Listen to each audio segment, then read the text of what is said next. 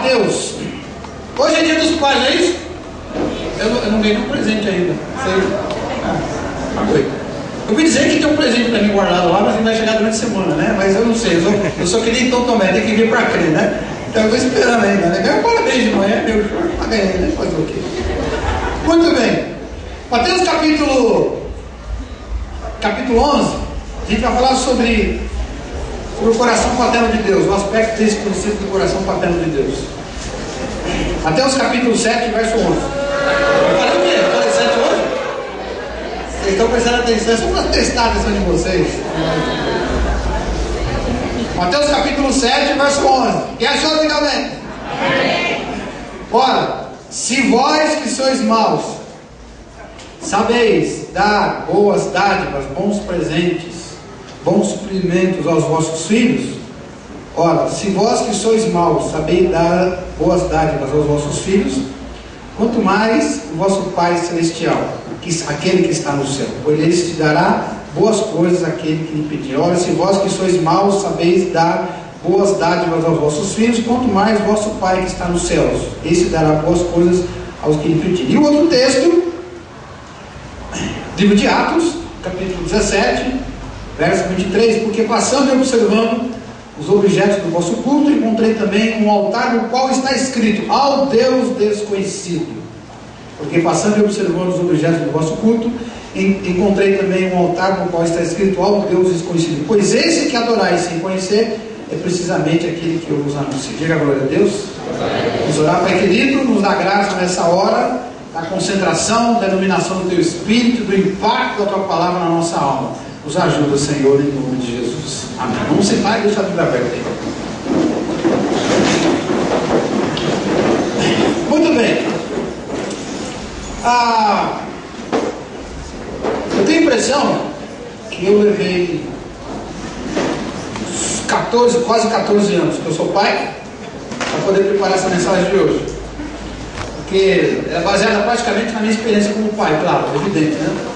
E nessa mensagem de hoje, eu não queria começar falando daquilo que é óbvio. Então, dia dos pais, vamos falar sobre Deus e Deus como nosso pai. Tá bom, o que você sabe sobre Deus como nosso pai? Eu sei que Deus, ele não só é um pai de amor, mas a essência dele é amor. Ele ama do que qualquer outro pai. Porque Deus amou o mundo de tal maneira. Então, isso seria o óbvio. Também não vou falar sobre Deus supridor. Diz lá o Salmo, né? O próprio Deus dizendo como pai, que é aquele que supre em todos os sentidos. Abra a sua boca e eu a encherei, né? Diz lá o Senhor. Então, também não vou falar sobre Deus o supridor. Nem tão pouco sobre o Deus vingador, que faz justiça, disciplina, etc. Mas eu quero pegar sobre outro aspecto. Começando nesses dois versículos que a gente leu, Atos capítulo 17, verso 23, se fechou a de novo aí. Aqui ele traz uma verdade bem interessante. Eu quero enquadrar e focar essa verdade hoje no sentido da paternidade de Deus, não Deus como um todo, mas Deus como Pai, que a gente sabe que Ele é.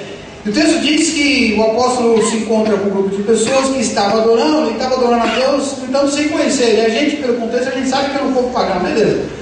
Talvez, aparentemente, você diga assim, não tem nada a ver com a gente conhece a Jesus, conhece a Deus. Mas talvez não, de tudo não. Porque nós somos um povo que adoramos a Deus, que acreditamos que conhecemos a Deus, que entendemos que Deus é Pai, e que achamos que entendemos o que é a paternidade de Deus. Mas se eu for muito sincero, e se eu for muito profundo na Escritura, eu vou perceber que até mesmo a paternidade de Deus eu não conheço. Eu não sei exatamente que tipo de pai é Deus. Eu não sei exatamente como Ele é, como gerador de toda a alma que existe sobre o universo, como sustentador dessa alma.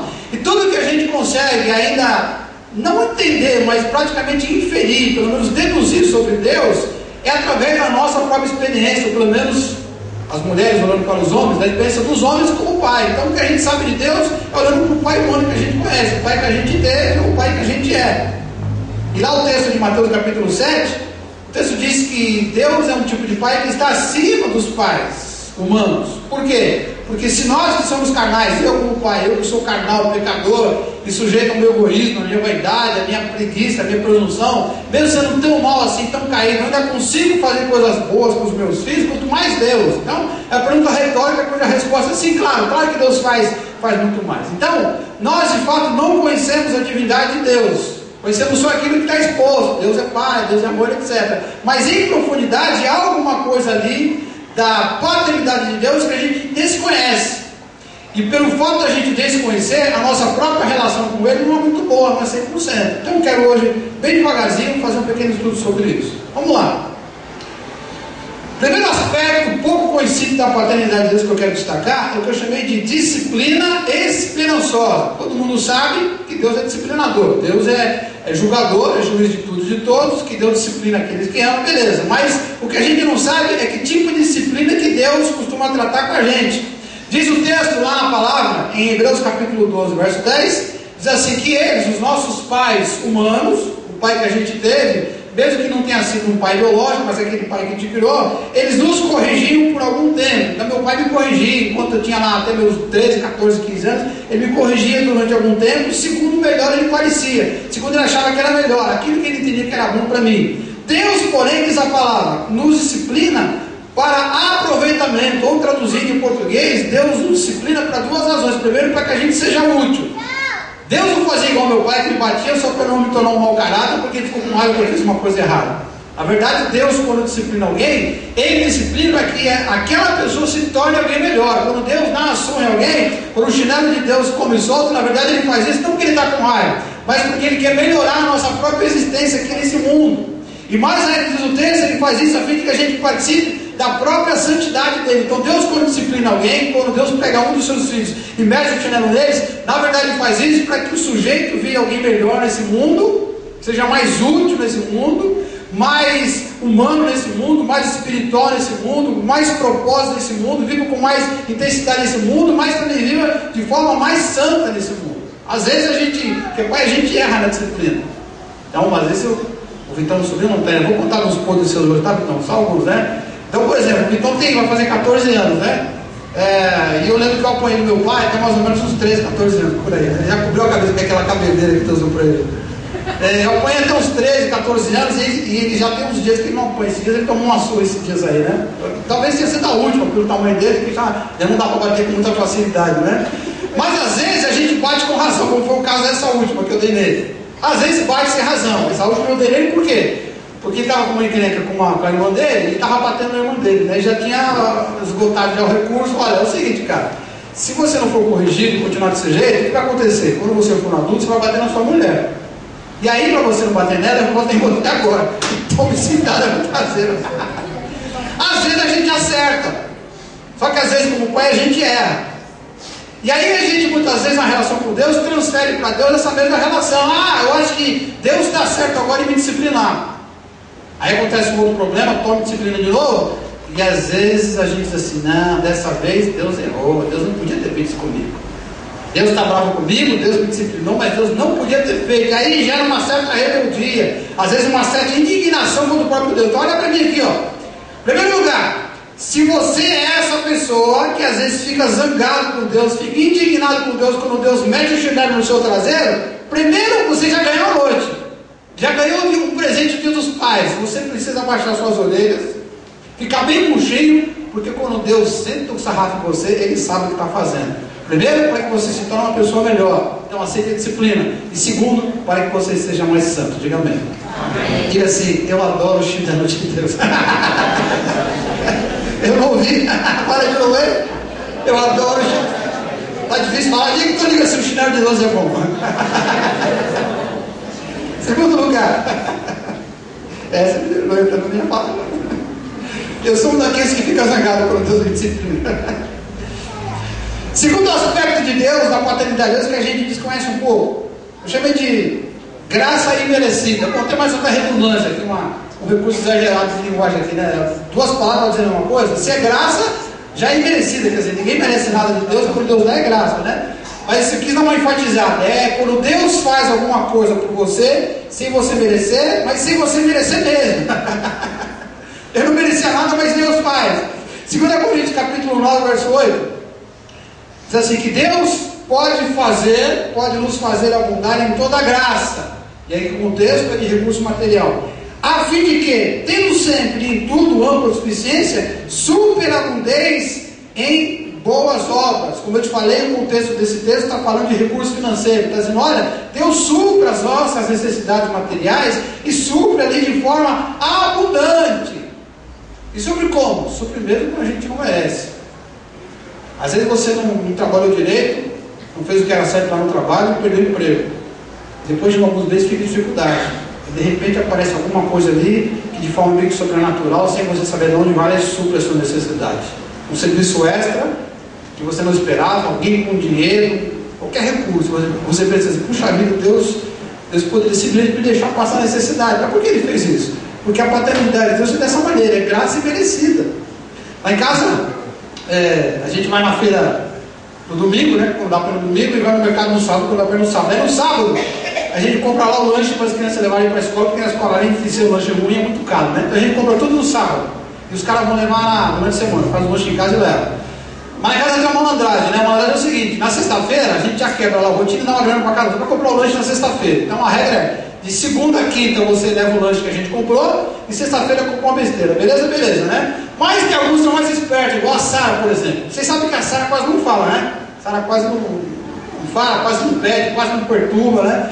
Ela colocar uma coisa, fica em cima e fica temando. E a Sueli fala assim, fala para mim: Ailton, pelo amor de Deus, a Sara está te enrolando. Como ela consegue arrancar dinheiro de você? Você não já deu a grana para ela na sexta-feira? Como é que ela consegue dinheiro na segunda, na quarta e na sexta? E os outros não me falam.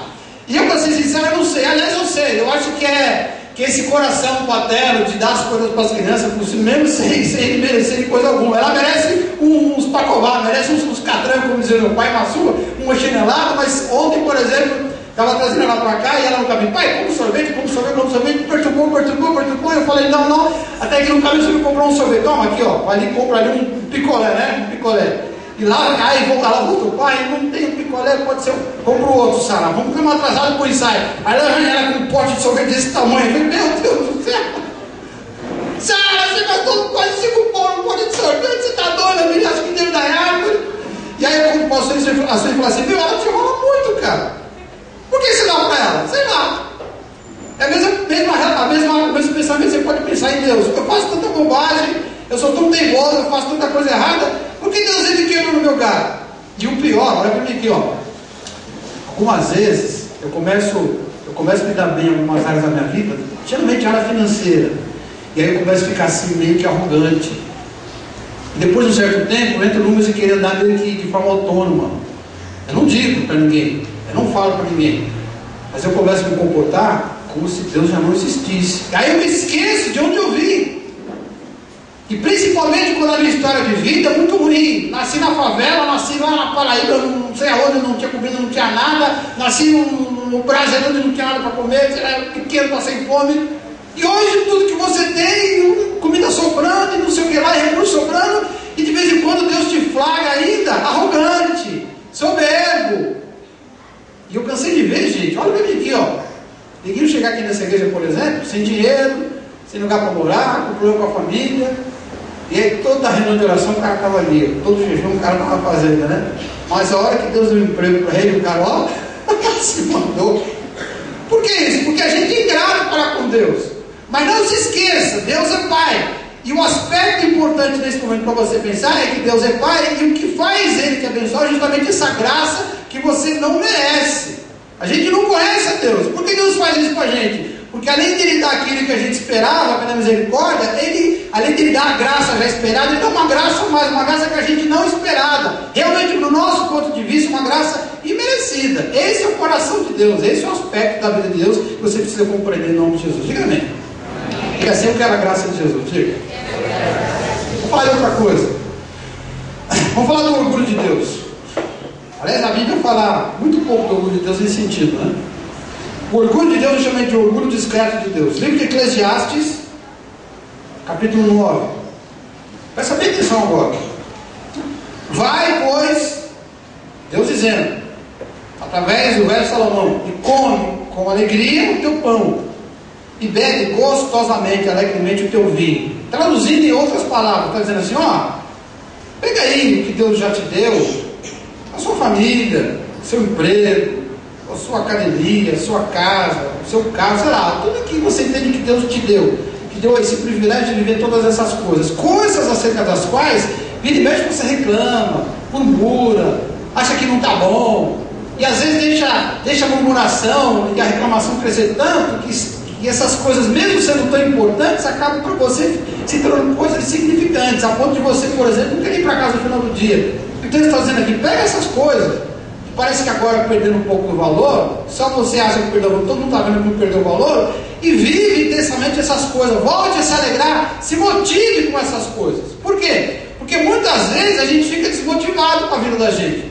com problemas, às vezes com falta de reconhecimento, às vezes com as próprias lutas, às vezes com os fracassos, e aí por conta de um fracasso que a gente queria muito, uma coisa que não consegue, a gente esquece todo o resto que está ao nosso redor, e despreza todo o resto, como se o resto não valesse mais nada, porque Deus não deu uma única coisa.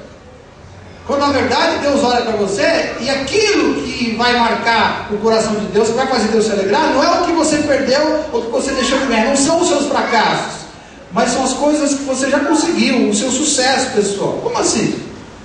Olha o seu trabalho, olha a sua família, olha o seu comportamento cristão. Não olha para as falhas, olha para as partes boas. Deus olha para as partes boas, olha. Deus sente orgulho quando Ele olha para cada um de nós e vê aquilo de bom que a gente está fazendo. Deus se orgulha quando você levanta de manhã e vai trabalhar e vê que você não malhou, não se encostou, não foi preguiçoso.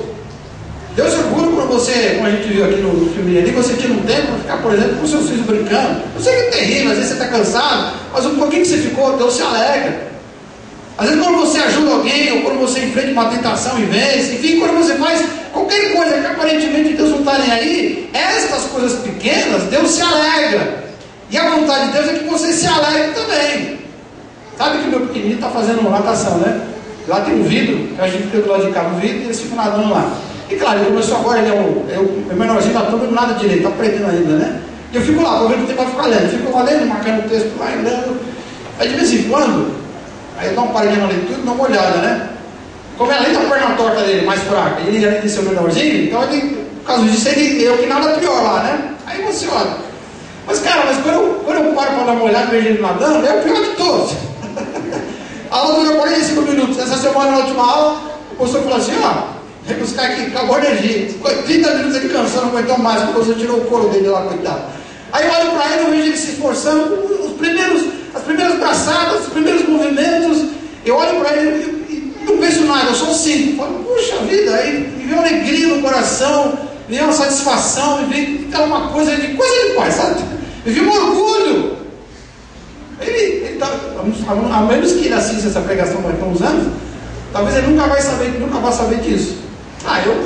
Eu me lembro que eu cresci na igreja, todo culto eu tocava na igreja. Eu não lembro quando foi que eu comecei a tocar, eu só lembro que eu tocava na igreja. E eu me lembro que eu nadava, desde pequenininho também, não lembro quando foi que eu comecei a nadar, eu lembro que eu nadava. E o seu pai estava com você? Meu pai estava por lá, talvez ele nem lembre que eu estava lá. E talvez ele nem saiba que eu tinha orgulho dele, mas eu tinha. É como acontece com a gente, você faz as coisas mais básicas que Deus quer que você faça, e você acha que Deus não tem nem, mas pelo contrário, Deus se alegra com tudo aquilo que você está fazendo. Por isso ele está dizendo, pega as coisas simples da vida aqui, come com alegria o teu pão, quer dizer, coisas da rotina, bebe alegremente o teu vinho, coisas da rotina, coisas do dia a dia que você faz com alegria, porque Deus está orgulhoso da sua vida também. Diga amém. Diga para Deus. Vamos falar da presença amiga de Deus. A gente sabe que Deus é onipotente, mas onisciente e onipresente. Mas eu quero falar mais do que onipresença, que é o poder que está em qualquer lugar ao mesmo tempo. Eu quero falar da onipresença de Deus de forma focada na sua identidade, na sua pessoa, presença amiga de Deus. O livro do Salmo, capítulo 139, diz assim: para onde me ausentarei do teu espírito? Para onde fugirei da tua face? Se subo aos céus, lá estás. Se faço a minha cama no mais profundo abismo, lá estás também. Se tomo as asas da alvorada e me detém nos confins dos mares, ainda lá me haverá de guiar a tua mão, e a tua destra me sustentará. Pois tu formastes o meu interior, diz o verso 13, e tu me teceste ainda ali, no seio, na intimidade, no íntimo da minha mãe, na barriga da minha mãe. Esse salmo aqui está dizendo assim, Deus falando para você: eu conheço você por completo, por dentro e por fora, desde agora e desde sempre. E quando você ainda estava na barriga da sua mãe, eu estava formando cada parte de você. E esse formar ali não é só um formar físico, mas Deus conhece o seu corpo, Deus conhece a sua alma, e Deus conhece também o seu espírito. E Deus sabe que às vezes você é neguinho torto. Deus sabe que às vezes você pisa na bola. Como Ele também sabe os seus aspectos positivos. Ele sabe onde você é mais bonito e onde você é mais feio. Ele sabe onde você é mais forte e onde você é mais fraco. Ele conhece todas as suas características, até aquelas características que ninguém mais aguenta. Mas por quê? Ele aguenta? Porque Ele é Deus, não só porque Ele é Deus, mas porque Ele é Pai, não só porque Ele é Pai, porque a paternidade de Deus é uma paternidade que se manifesta presentemente na nossa vida. Deus é a única pessoa no universo que aguenta você do jeito que é. Por quê? Porque Ele é Pai. Aí vamos pegar de novo como exemplo a Sara. Como eu te falei, a Sara quase não fala, né? Aí você imagina, todo dia eu levo ela para a escola e trago ela para a escola e vai para um lado para o outro e conversa. E aí de manhã eu estou bem dormindo ainda. E ela às vezes sai comigo no carro e vai falando, e eu tenho que prestar atenção. Aí eu vou buscar na escola, eu vou levar na escola e ela falando, e o pior de tudo é final da tarde, né? Essa semana aqui, teve um dia que eu saí da porta da igreja aqui, 5h30, cheguei na esquina ali, 5h45, 15 minutos de trânsito, então imagina, daqui até a esquina.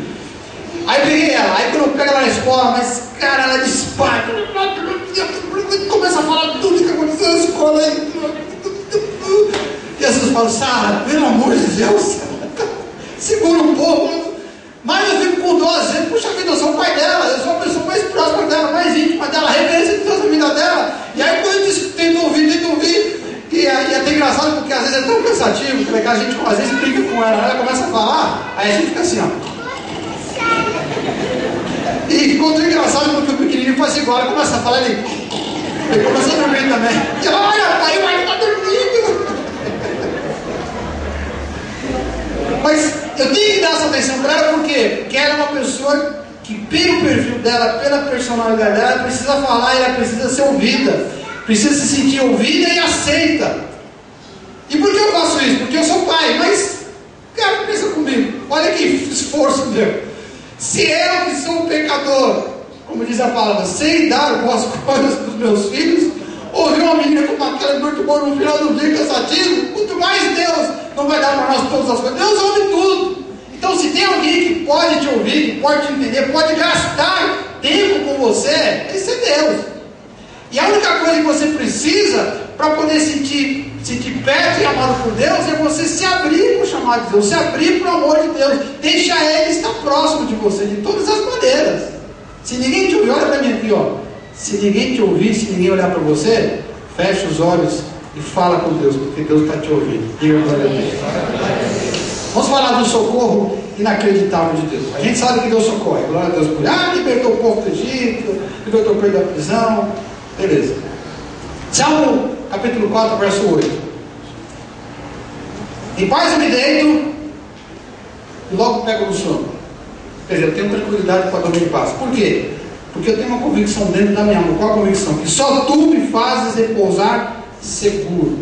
O texto está dizendo que nós que temos a Deus como Pai, que um dia fomos adotados por Deus e adotamos a Deus como Pai, a Bíblia diz que nós somos as únicas pessoas no universo que podemos deitar na noite e dizer assim, eu vou me desarmar. Quando eu estava prestando o serviço militar, pelos 18 anos de idade, quando a gente estava prestando o serviço, dependendo da noite que era, do que estava acontecendo, você tinha que dormir na cama com um fuzil na mão. Era terrível, de bota, de tal de cultura que a gente usava, o capacete, não sei o que lá, e dormia com um fuzil na mão. Qualquer alerta tinha que sair correndo. Dormia armado.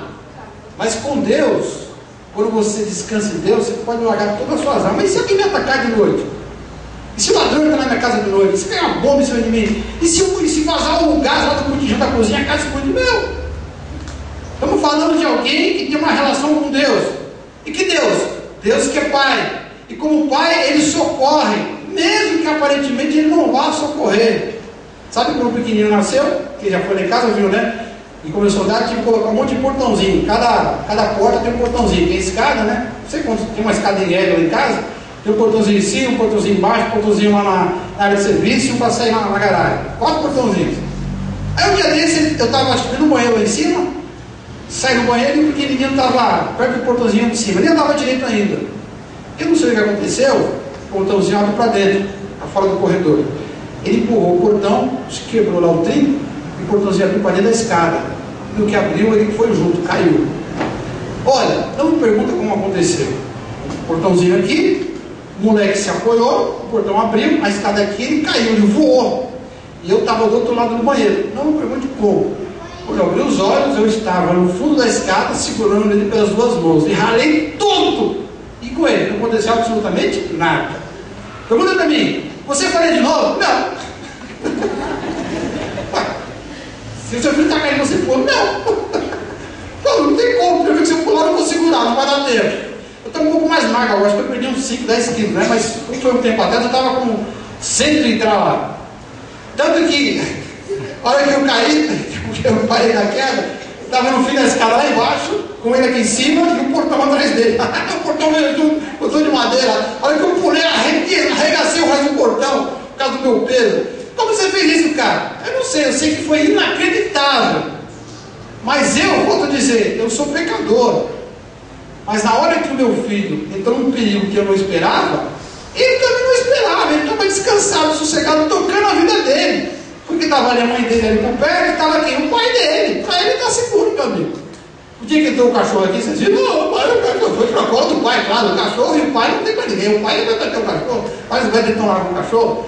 Ele sossegado, tranquilo, por quê? Porque sabe que o pai estava perto, foi o que o pai fez, quando precisou, pulou. Eu sou humano, eu sou pecador, pulei para salvar meu filho. Você acha, olha bem aqui, ó.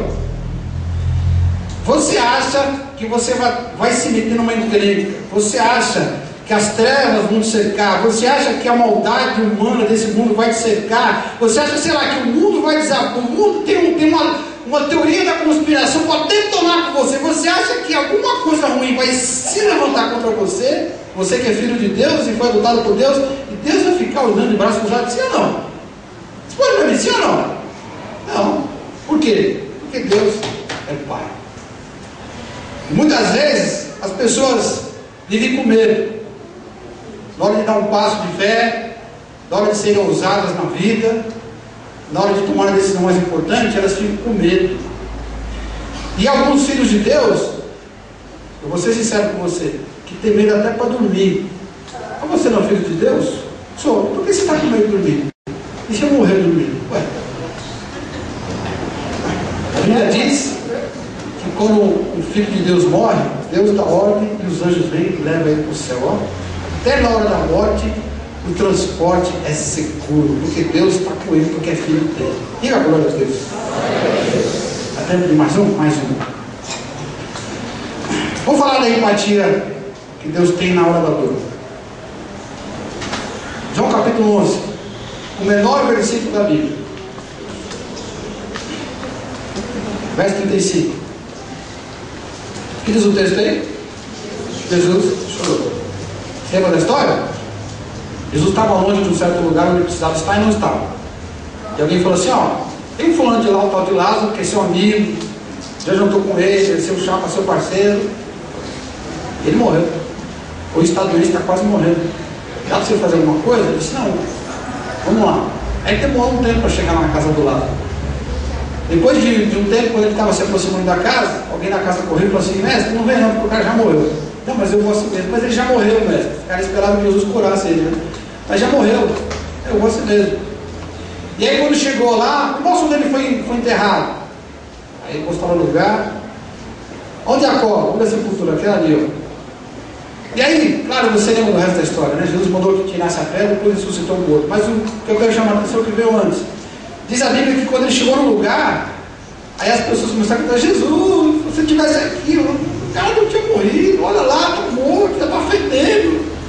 Puxa vida, se o senhor estivesse aqui, se o senhor estivesse aqui, por que você não estava aqui? Por que isso demorou tanto? Jesus sabia o que ia fazer. Ele podia falar assim, gente, cala a boca, gente, vamos pular de alegria, porque eu cheguei, o cara vai ressuscitar, fica tranquilo, para de chorar, bando de abestalhado, para de chorar. Para de chorar porque eu estou aqui, eu sou a ressurreição e a vida. Eu já falei isso no outro texto da Bíblia, eu não falei já isso. Falei, então, vou falar de novo, eu sou a ressurreição e a vida. O cara vai ressuscitar, fica tranquilo. Podia muito bem ter dado uma dor no peito de todo mundo, mas ele não falou nada. Antes dele mandar tirar a pedra, sabe o que ele fez? Ele chorou. Por que Jesus chorou? Boa pergunta, né? Por que Jesus chorou? Se ele sabia que ia ressuscitar um morto, que não havia motivo para aquela gente chorar. Porque nesse momento aqui, Jesus representa ali o que há de mais profundo na relação de Deus para conosco, já que Ele é o Filho de Deus. Nesse momento ele está mostrando aqui o coração paterno de Deus. Ele está mostrando aqui a tal da empatia que Deus tem por nós na hora da dor. Muitas vezes, quando a gente está sofrendo, está doendo, está machucando, a gente tem aquela tentação de achar que Deus nos abandonou, ou que Deus está se vingando com uma coisa que a gente fez. Em alguns casos mais extremos, a gente começa a querer até achar, é só por um instante que passa na nossa mente, mas passa. Lá no fundo a gente começa a achar que Deus talvez tenha até um certo prazer em me ver sofrendo. Em alguns casos mais extremos ainda, a gente começa a pensar assim: puxa vida, eu acho que Deus é bondoso. Ele não está vendo a minha dor, meu sofrimento? Mas Jesus chorou. Por que chorou? Para mostrar que quando eu choro, Jesus chora junto. Quando eu estou com dor, ele se deu junto, afinal é meu pai. Quando o Vitão tinha 5 anos de idade, todo mundo sabe que ele começou a ter diabetes com 5 anos, né? E era o primeiro filho, mais velho, primogênito, aquela babação toda. E aí a gente tinha um convênio muito bom na época, e justamente na época que ele desenvolveu a diabetes, a gente perdeu o convênio, e no dia que ele foi internado, ele estava no hospital do convênio, teve que ser transferido para o hospital público. Então você imagina, você muitos anos, tendo todo aquele conforto, aquela prestação toda do convênio de top de linha. A gente tinha o Bradesco na época, Bradesco top, sei lá qual é o nome que tem hoje. Tinha um Bradesco lá fenomenal, e de repente, quando a gente mais precisou, perdemos o convênio, vamos parar lá na prefeitura, lá não sei aonde, um lugar ruim.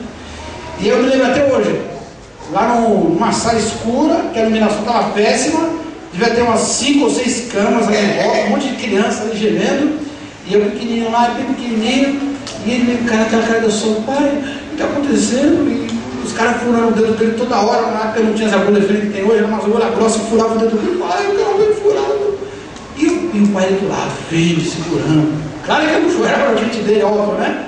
Mas depois, rapaz, depois que o enfermeiro foi embora, como eu chorei. Puxa, mas chorei.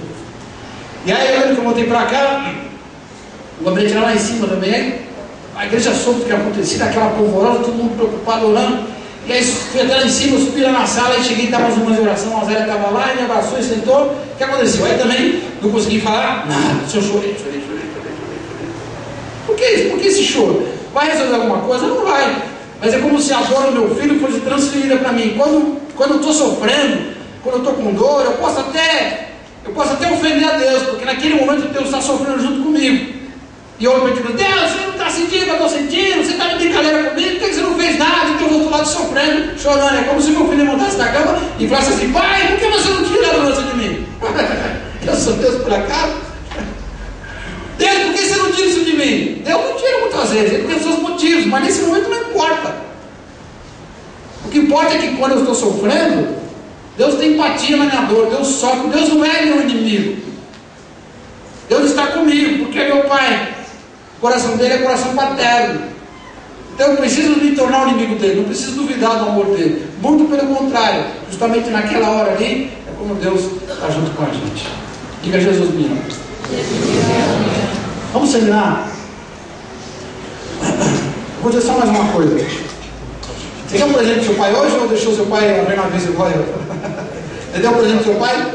Quem deu um presente pro papai? Teve a oportunidade de dar um presente pro papai? Vem aí, ó. Quem ganhou um presente bem bonito hoje? Quem ganhou? Eu não. Quem ganhou? Quem ganhou? Olha, eu ganhei sim. Olha pra mim aqui, eu vou te falar. Quem foi que criou você? Quem foi o seu pai? Pelo menos a imagem masculina que você teve. Nenhuma, porque meu pai foi embora quando eu era pequeno. Minha avó que me criou. Nem mãe direita eu não tive. Então, talvez aí a imagem que você tenha de um pai seja a pior de todas. Ou seja, pai nenhum. O pai é aquele que abandona. Se você teve um pai presente, fisicamente presente, mas um pai que não cuidava de você, não sei se vai ajudar muito. Mas que você vai ter do pai que está lá só para mandar, só para dar ordem, só para brigar, e não te dar carinho, e não te orientar, e não ser seu amigo. Eu não sei qual a imagem que você tem de pai na sua mente, mas eu vou te falar uma coisa com muita sinceridade, presta bem atenção que eu vou te falar. Deus, a paternidade de Deus não é igual à paternidade do pai que você teve na terra. O seu pai, ele foi um elemento, uma imagem usada para tentar mostrar um pouco do que é Deus Pai.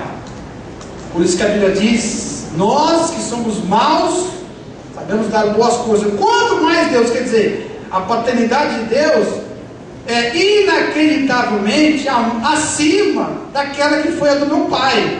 Então o meu pai, ou aquele que foi imagem de paternidade para mim, é só uma referência, e muitas vezes uma referência muito ruim, a ponto de eu ter que abrir mão dela e ir para a Bíblia, né? Vou para a Bíblia, porque o meu pai humano não dá para ser referência, vou ver outro pai. A Bíblia mostra outro pai na Bíblia. Qual é o pai que você acredita? Às vezes o cara lê a Bíblia, mas ele continua olhando para Deus como se estivesse olhando para o pai dele, o que batia nele, que pancava ele, que não supria ele, que deixava ele sozinho, que humilhava ele, que não cuidava dele, que estava ausente. Mas é totalmente o contrário. Aliás, é muito mais do que você possa imaginar. Então, primeira coisa, corrige essa visão distorcida, e aquilo que você tem de Deus, que é distorcido por conta daquilo que você vê no seu pai, corrige isso, porque isso é fundamental para a sua relação com Deus. E aí, se você quer dar um presente para o seu pai espiritual nessa noite, eu vou te falar que a única coisa que Deus vai se agradar nessa noite é Deus dos pais. Eu não sei o que é que o seu pai humano falou do presente que você deu para ele, beleza? Não sei se o presente foi bacana ou se não foi, mas eu vou te falar do presente que nós filhos podemos dar para Deus o Pai. Sabe qual é o presente que eu posso dar para ele? É o meu amor para com ele. Jesus falou assim: aquele que tem os meus mandamentos e os guarda, este é o que me ama. Aquele que me ama será amado por meu Pai, eu também o amarei e me manifestarei na vida dele. Deus já está se manifestando pela graça, mas quer se manifestar mais. Mas para que essa manifestação mais completa venha à tona, é preciso que você seja recíproco. Ele te adotou, e um dia você disse que estava deixando de te adotar, então agora haja como filho adotivo de verdade, não só no papel, na lei, mas no coração, porque você foi adotado no coração de Deus. Dê um presente para Deus, sabe qual é? O seu compromisso de amar a Deus de verdade. E aqui eu quero que você pense o seguinte: pense nas coisas que você anda fazendo ou anda deixando de fazer, que tem entristecido o coração de Deus. A Bíblia diz que nós não devemos entristecer o Espírito de Deus, o Espírito paterno de Deus.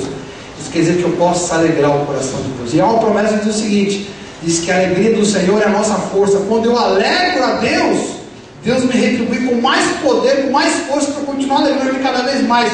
É um ciclo virtuoso. Deus me dá poder e eu faço o que é bom. Eu faço o que é bom, Ele me dá poder. Ele me dá poder, eu faço o que é bom. Eu faço o que é bom, Ele me dá poder. É um ciclo virtuoso maravilhoso, mas depende de eu amar a Deus profundamente, assim como Ele me ama. Diga amém.